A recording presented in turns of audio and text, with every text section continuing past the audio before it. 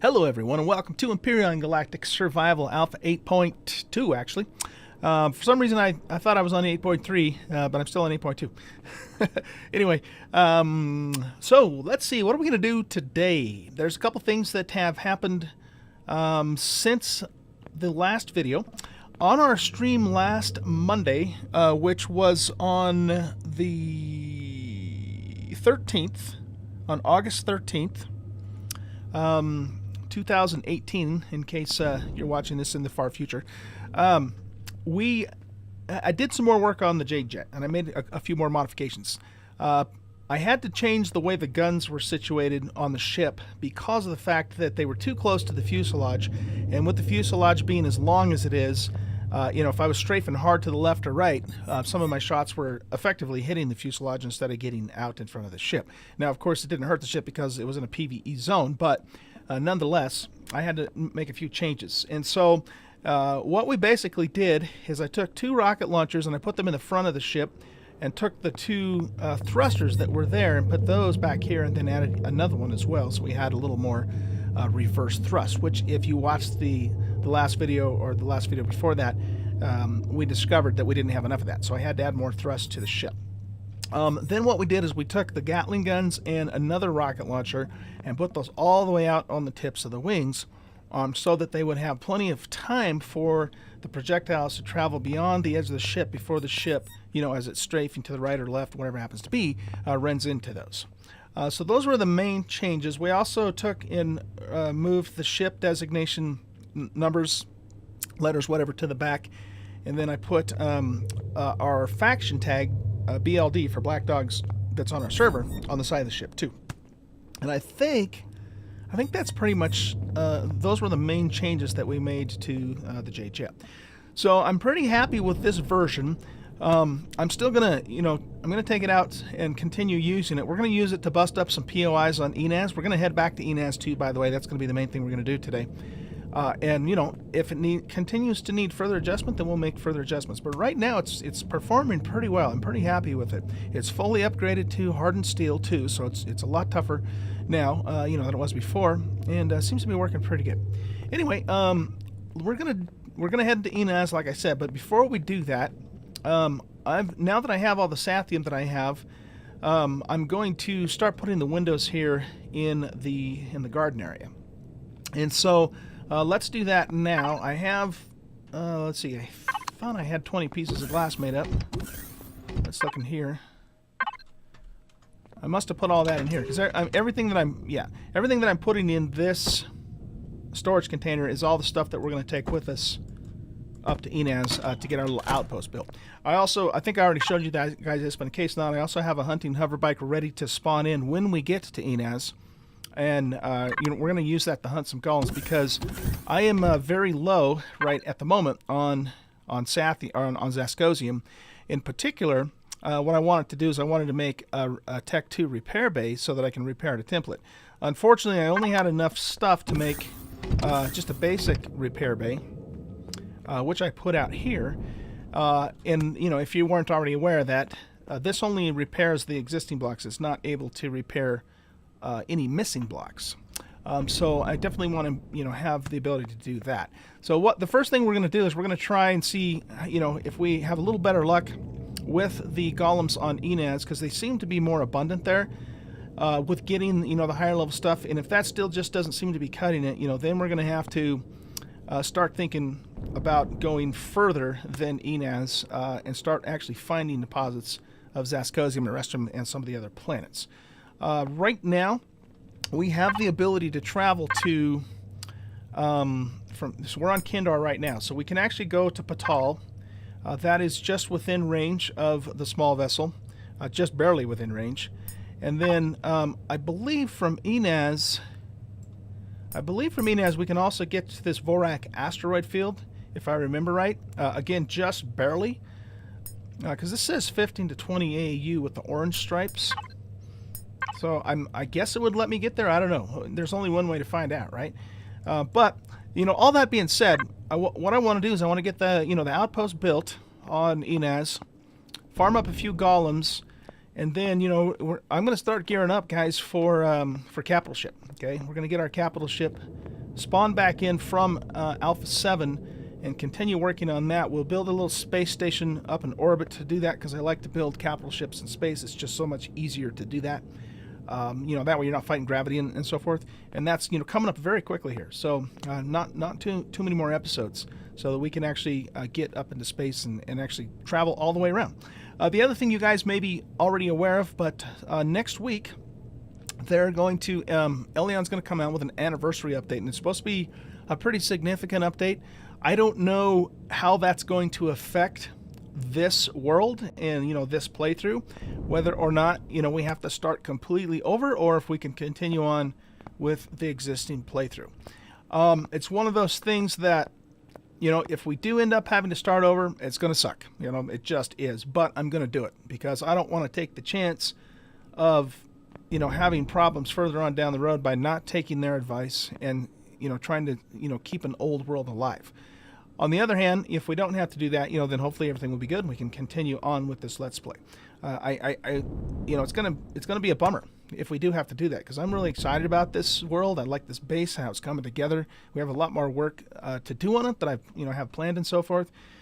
But none of that is worth the chance of having a buggy, broken game later on. So we'll just have to wait and see how that goes. For now, I'm gonna just keep it's gonna be business as usual.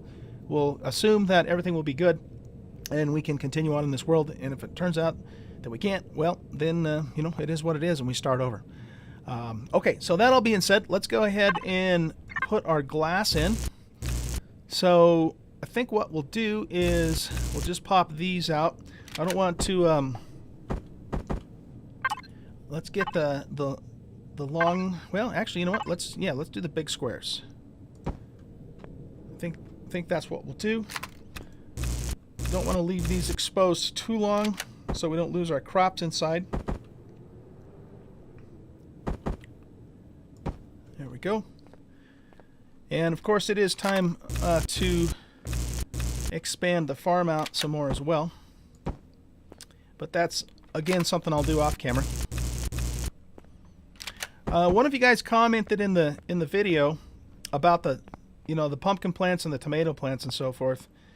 And, you brought up the point that the reason the pumpkins have more yield is because they're a larger fruit. And, I get that, because it's, it is based upon, what you actually harvest and not the per fruit piece. But, I guess my argument against that, though, and I did list this in the comments, is that the thing about a pumpkin is, first of all, unless we're talking about miniature pumpkins, which maybe we are, they do kind of look like miniature pumpkins, but, a normal sized pumpkin, and I looked this up too, will yield, anywhere from 2 to up to 5 fruit per plant, but the average is more like 2 to 3. Versus a very large tomato vine full of tomatoes, if you compare the yield from that to the yield from the pumpkins, and remember with pumpkins, you got to scrape the meat off the rind. You can't generally eat the rind, so you're losing even less volume. I would think at the very least that they would be, more or less equivalent, if not more yield from the tomatoes. So that's kind of where I was coming from with that comment in an earlier episode about, wondering why you get more yield from the pumpkins than the tomatoes. Anyway, that's neither here nor there as far as what the actual situation is. The actual situation is the pumpkins give you more veggies than tomatoes do.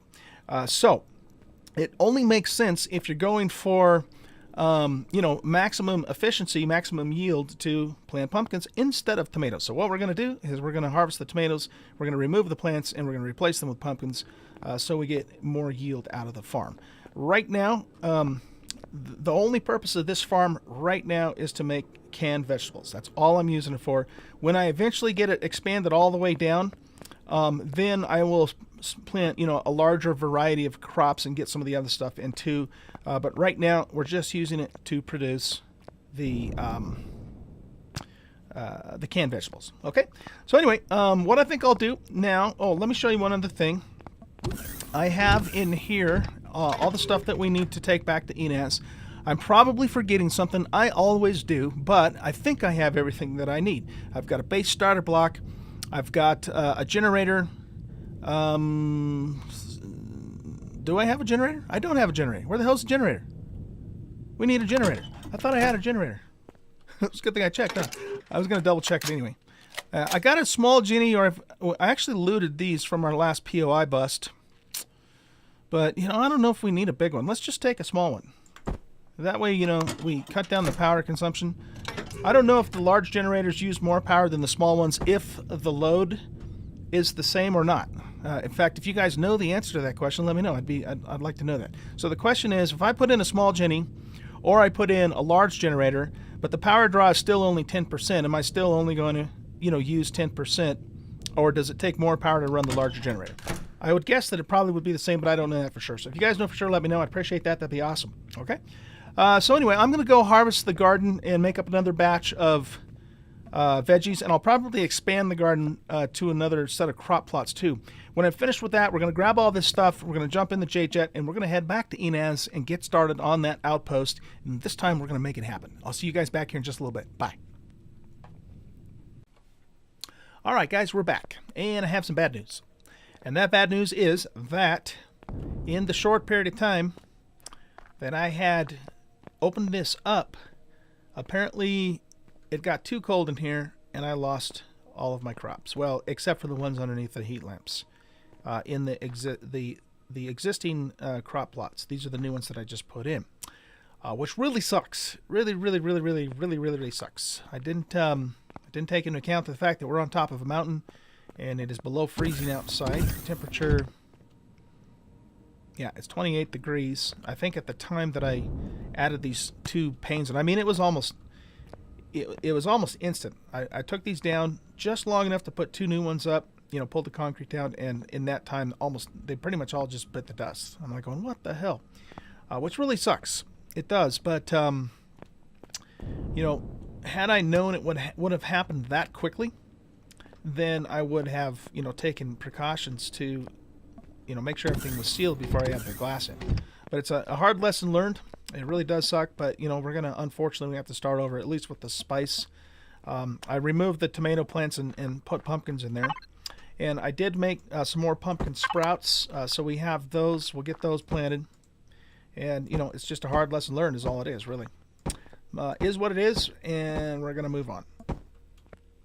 So next time, you know, the next time that I expand this room more, I'm going to put all the glass in place before I take out, you know, the next inner wall. Make sure, in other words, make sure it's fully sealed before I open it up to the existing crops. And again, it's one of those things I just hadn't really thought about it. I thought, you know, it's not going to hurt anything if I take the glass down for or the walls down for a couple of moments to put the glass in place, but it did make a difference. So here we are.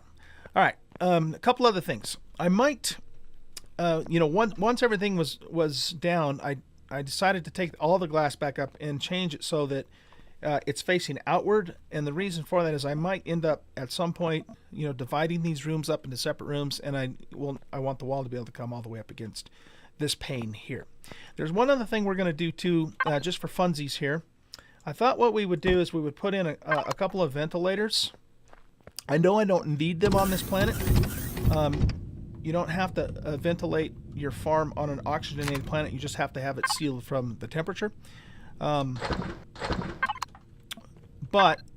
did I make a couple ventilators?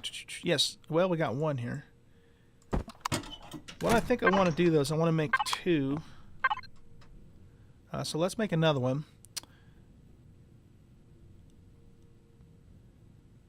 Ventilator. Where the hell's the ventilator? There it is. Couldn't see it. So we're going to make another one of these. And we're basically going to put in, I've got an extra oxygen tank here. We're going to stick this up here and flip it this way. And then we're going to make a duct system for the farm. And we'll just, again, I know you guys, you know, I know that I don't have to do this. I'm doing it for fun, okay? Role-playing reasons, if you will. But the idea is we're basically creating a duct system or a heating system to actually distribute the heat to the crops. Oops, I put that the wrong direction. So let's flip it around this way. Okay, so the idea is the duct's coming down through the ceiling where that oxygen tank is. We're going to flip this around this way, like that. And then we'll get the straight pieces. And we'll bring those down to there. We'll flip it this way. And we're going to just take this all the way down to... Whoops. We'll take it down to here.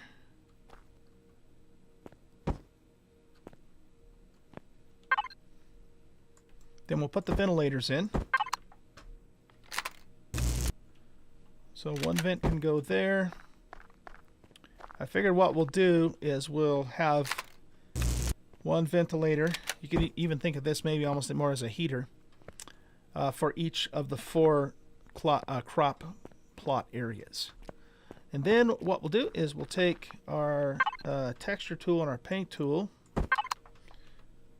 and let's go with, I think I want to go with this. That looks like a duct.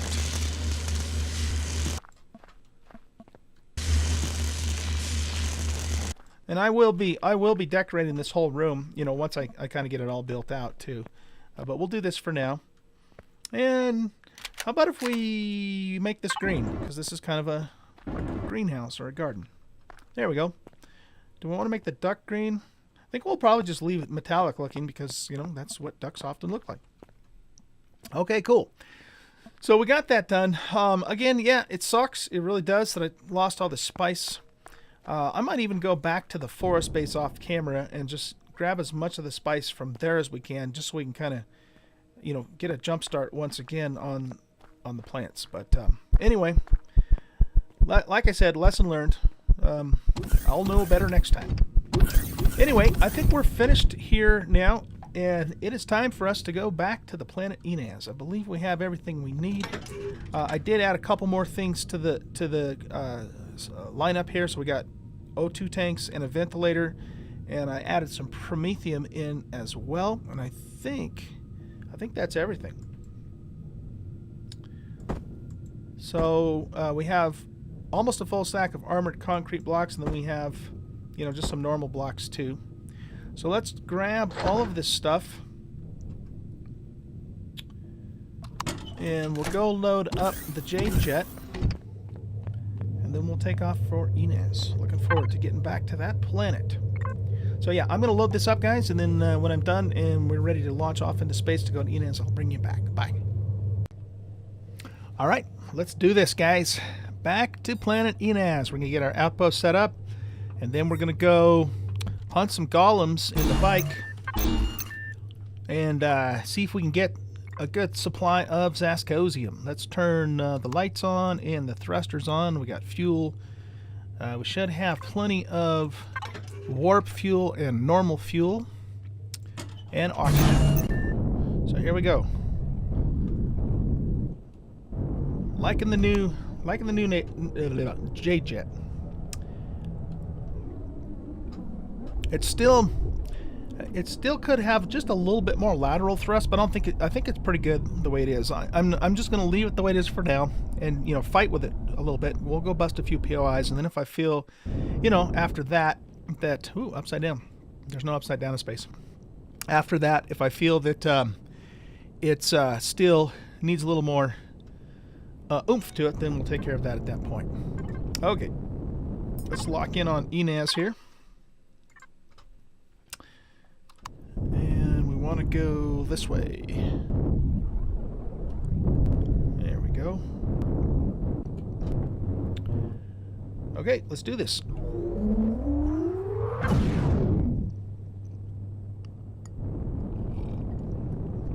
Sipping a cup of coffee in hyperspace.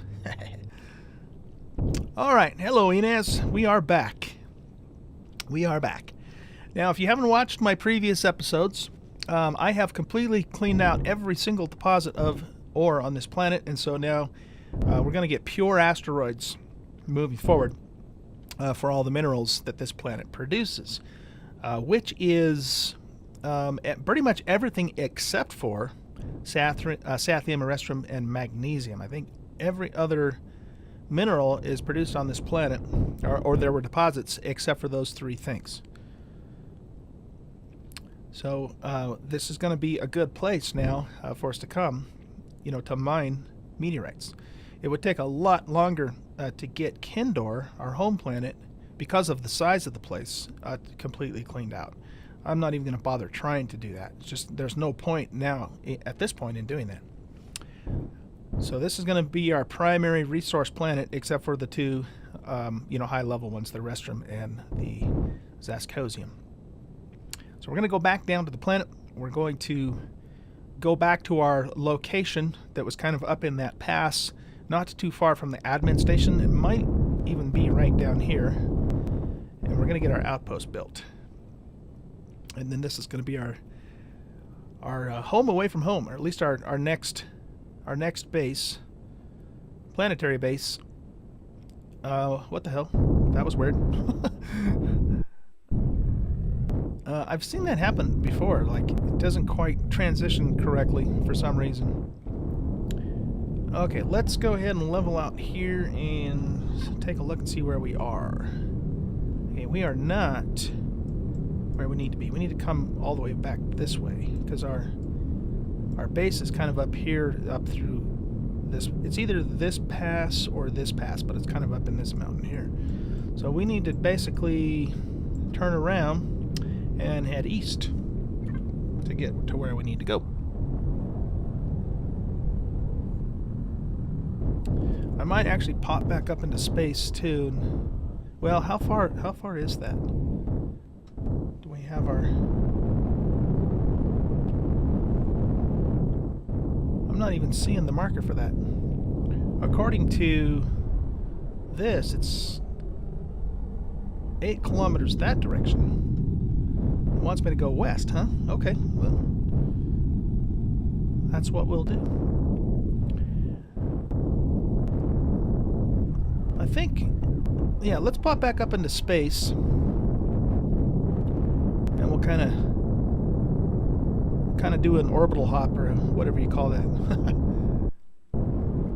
I remember, playing No Man's Sky when it first came out. I played it for about 2 weeks before I gave up on it, for the same reason everybody else did at that time.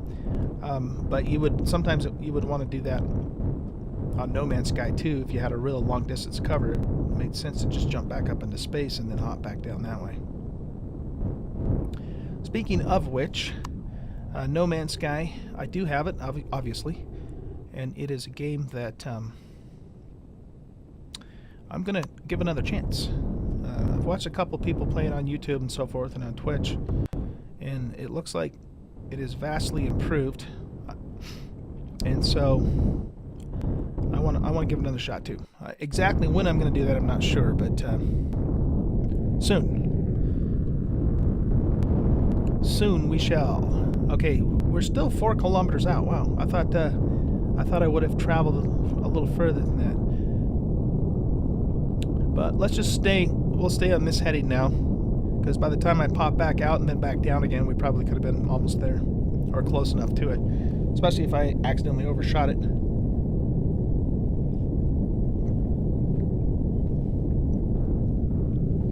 So looking forward to doing some meteorite mining. It's so much easier and so much faster than doing the deposits underground. But our first objective after we get the outpost built, of course, again, is to see if we can farm up some good minerals from the golems here, because, like I said, they do seem to be more abundant on this planet than they were on Kindor. And they are snow golems. I don't know if that part matters or not. If snow golems drop better stuff than...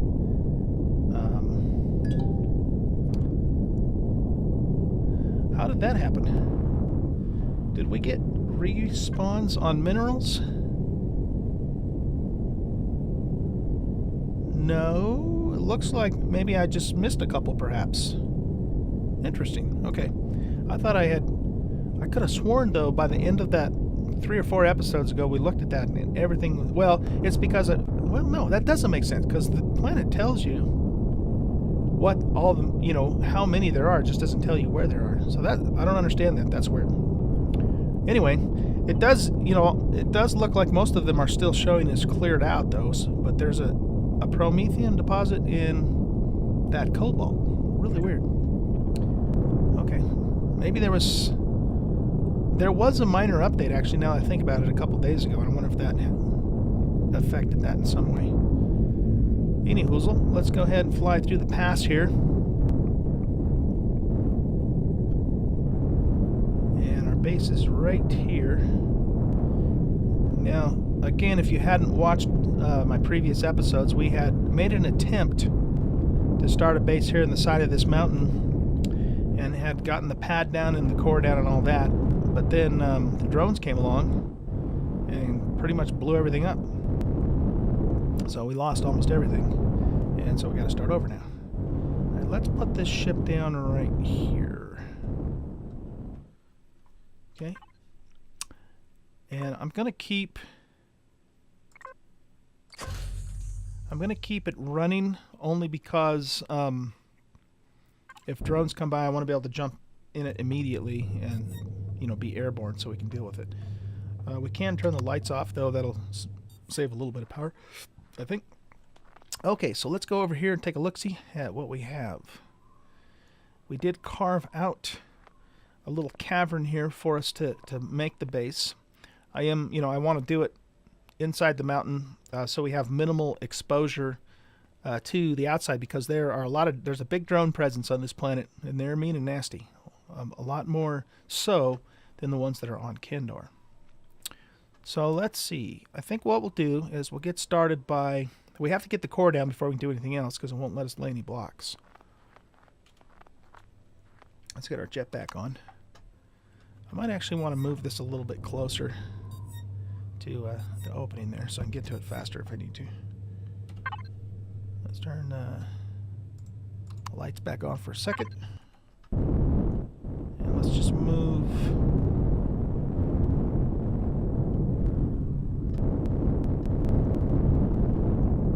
Let's kind of move up this way and then kind of park it with the nose down. I am going to build a pad out here, though, too, so I don't want the ship right in the way, but let's try that and we'll see how it goes.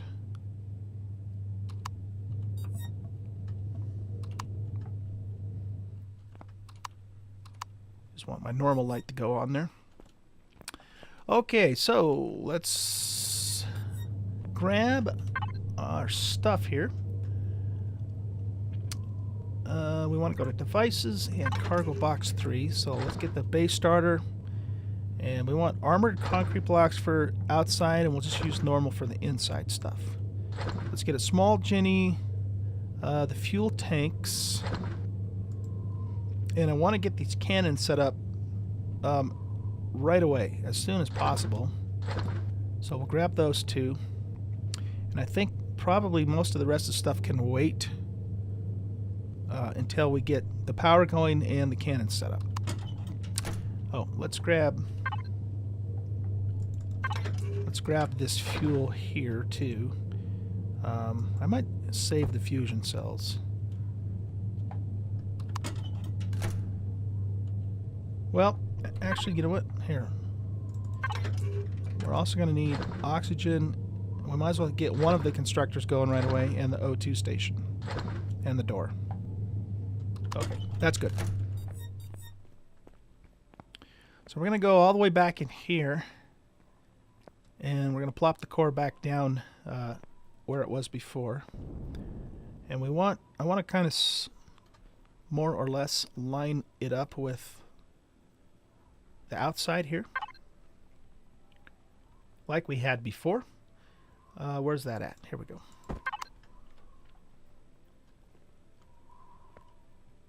So probably something somewhere along this angle. It's not going to be absolutely perfect, but it'll be close enough.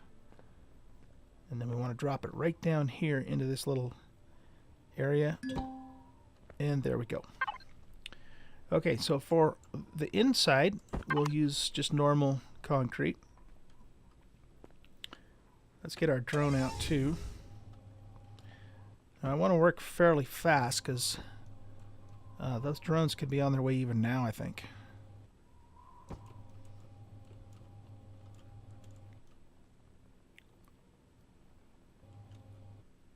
There we go.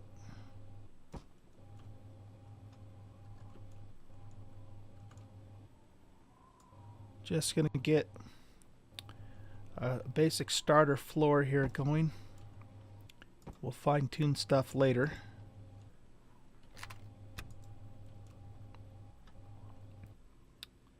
And I think what we'll do for the generator is we'll put that back here a little further.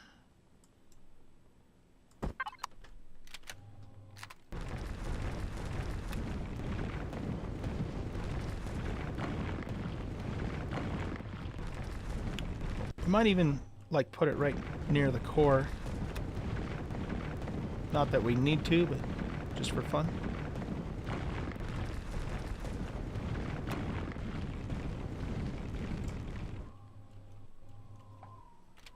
Okay, so let's lay another row of blocks here.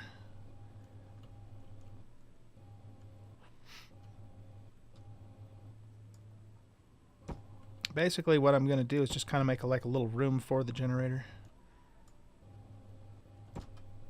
Like an engineering room. In fact, this whole place, this whole area here could just be like the engineering room with the core and the generator and all that inside. Let's remove some more of this material.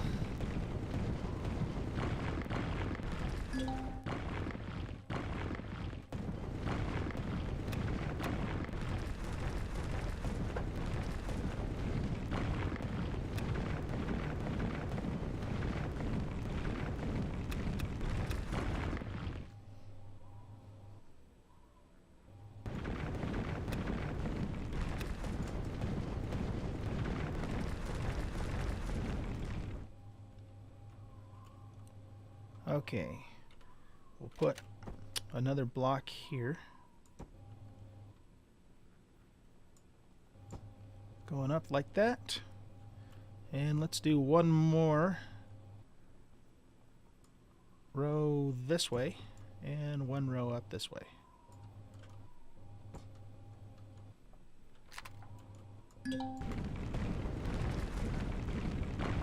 Get all that out of the way.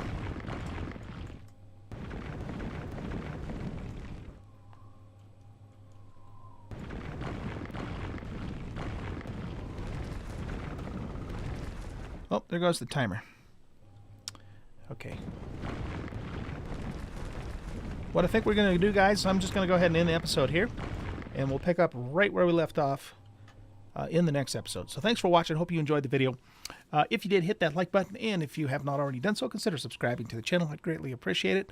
If you want to come by and see me on live stream, I do stream on Twitch several times a week, or you can come and join us on Discord. You can find the links to both the Discord channel and my Twitch channel in the About section of YouTube.